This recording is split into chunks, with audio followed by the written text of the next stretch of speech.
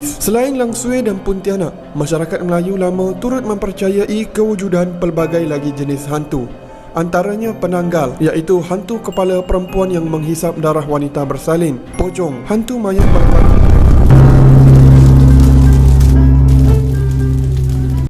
Assalamualaikum sahabat, apa khabar? Harapnya semuanya sihat dan sentiasa bersemangat. Hari ini saya ingin menceritakan sedikit kisah seram mengenai hantu Lang Sui yang berlaku di kampung Jertih, Terengganu. Jadi di sini saya nak ingatkan, Islam sangat menitik beratkan soal akidah dan syariat.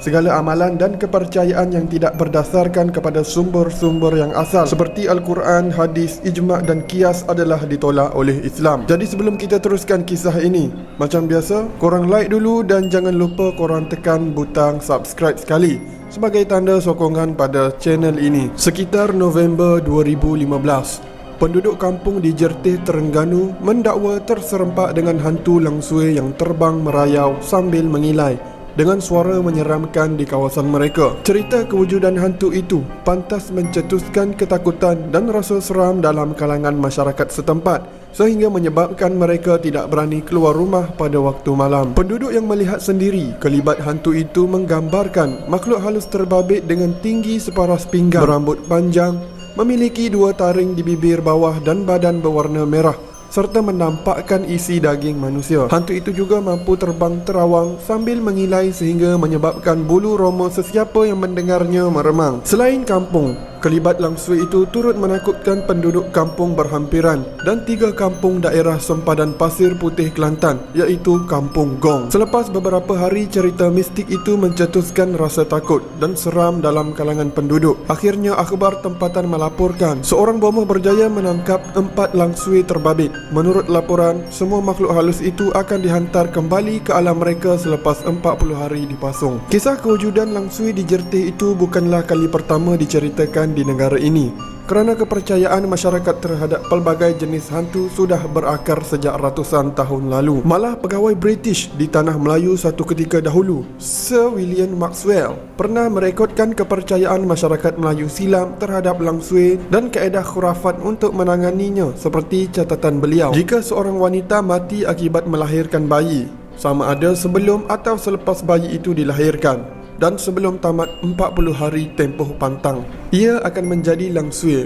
iaitu hantu terbang berupa wanita putih atau roh perempuan. Bagi mengelakkan perkara ini terjadi, beberapa biji tasbih kaca diletakkan dalam mulut jenazah, telur ayam diletakkan di celah ketiak dan jarum diletak di telapak tangan. Perbuatan itu dipercayai dapat mengelakkan jenazah wanita itu menjadi Lang Sui kerana dia tidak dapat membuka mulut untuk mengilai atau menggerakkan lengan dan tangannya untuk terbang. Dalam kepercayaan lama masyarakat Melayu, hantu Lang Sui berbeza dengan Pontianak, kerana Pontianak atau turut disebut sebagai Kuntilianak adalah jelmaan hantu bayi perempuan yang mati ketika dilahirkan. Dengan erti kata lain, Lang Sui adalah hantu ibu kepada Pontianak. Pontianak dapat berubah daripada makhluk halus kepada jasad kekal dengan memaku lehernya, dan ia berubah menjadi hantu sundal bolong yang berupa seperti gadis. Selain Lang Sui dan Pontianak, masyarakat Melayu lama turut mempercayai kewujudan pelbagai lagi jenis hantu.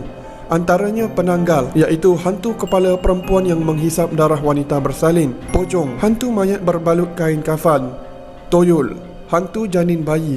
Hantu air, hantu galah, hantu kumkum, hantu kubur dan pelbagai lagi. Ada juga hantu menjadi makhluk suruhan bomoh atau dukun ilmu hitam seperti polong, saka, pelesik dan hantu raya. Dalam ilmu alam gaib, semua jenis hantu itu adalah bentuk jin syaitan merupakan tipu dayanya supaya dapat menguasai keyakinan kepada manusia terhadap makhluk bukan kepada Allah Subhanahu Wa Taala yang Maha Esa. Ini caranya untuk merosakkan akidah umat Islam yang sepatutnya berpegang kepada keyakinan dan ketakutan hanya kepada Allah Subhanahu Wa Taala. Kaedah pengobatan Islam merupakan satu cabang usaha seorang pesakit dalam mencari kesembuhan penyakit serta permasalahan emosi atau rohani yang sedang dihadapi, seperti penyakit yang luar biasa.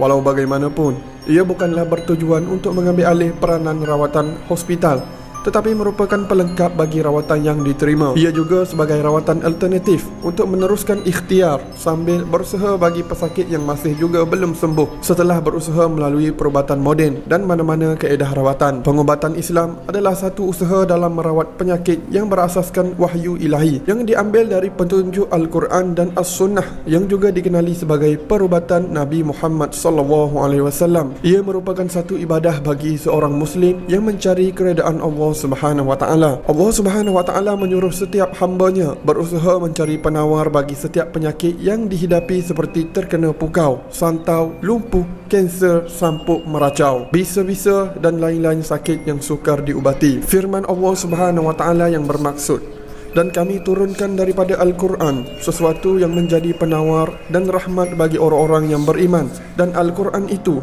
tidaklah menambah kepada orang-orang yang zalim selain kerugian. Surah Al-Isra 82. Sabda Rasulullah SAW yang bermaksud, berubatlah wahai hamba Allah, sesungguhnya Allah Subhanahu Wa Taala tidak menurunkan penyakit, melainkan bersamanya diturunkan ubat. Diketahui oleh orang yang berusaha mencarinya dan tidak diketahui oleh orang yang jahil tidak berbuat apa-apa. Hadis riwayat Abu Daud dan Al-Tirmizi.